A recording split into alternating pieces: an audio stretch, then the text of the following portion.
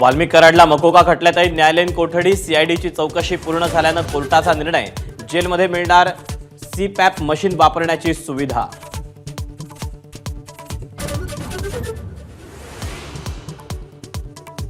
वाल्मिक कराड, त्याचे साथीदार आणि पोलीस एकत्र असल्याचं सीसीटीव्ही फुटेज एसआयटीच्या ताब्यात। पोलीसच सराईत गुन्हेगारांसोबत मीटिंग घेत असतील तर समाजानं काय बोध घ्यावा, धनंजय देशमुखांचा सवाल।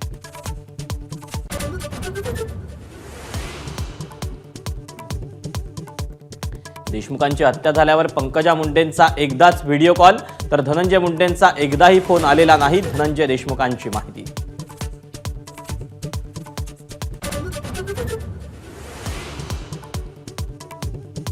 सरपंच देशमुख हत्या प्रकरणी फरार आरोपी कृष्णा आंधळे मोस्ट वॉन्टेड म्हणून जाहीर। अनेक दिवसांच्या शोधानंतरही आरोपी न सापडल्यानं फरार घोषित। ठाव ठिकाणा सांगणाऱ्याला मिळणार बक्षीस।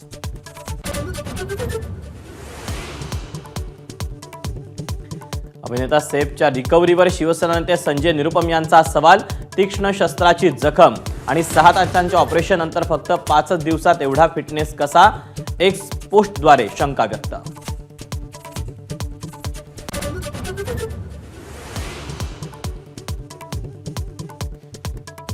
ठाकरेंचे 4 आमदार आणि 3 खासदार शिंदेंना भेटल्याचा उदय सामंतांचा दावा, तर उद्योग मंत्र्यांना दावोस मधल्या गुंतवणुकीपेक्षा फोडाफोडीची माहिती, त्यांना मुंबईला पाठवा, संजय राऊतांचं प्रत्युत्तर।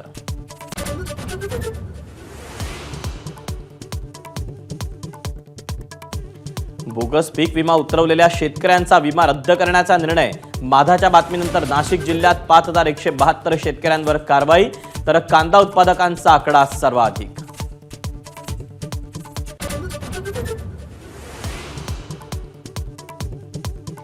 3 ते 6 वयोगटाच्या बालवाडी, खासगी प्ले ग्रुपला लागू होणार शासकीय नियमावली। खासगी बालवाड्याही येणार सरकारी नियंत्रणात। दुपारचा खाऊ आणि अभ्यासक्रमाचीही होणार अंमलबजावणी।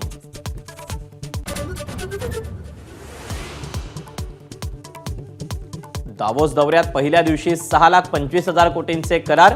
गडचिरोलीत जेएसडब्ल्यू, तर राज्यात वारे एनर्जीची हजारो कोटींची गुंतवणूक। शुक्रवारपर्यंत सामंजस्य करार वाढण्याची शक्यता।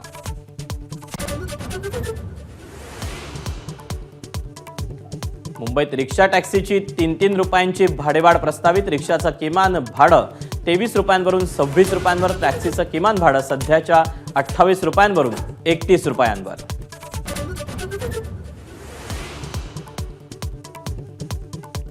अयोध्येतील राम मंदिरातील प्राणप्रतिष्ठा सोहळ्याची वर्षपूर्ती। प्रभू श्रीरामाचं दर्शन घेण्यासाठी अयोध्येत भाविकांची अलोट गर्दी।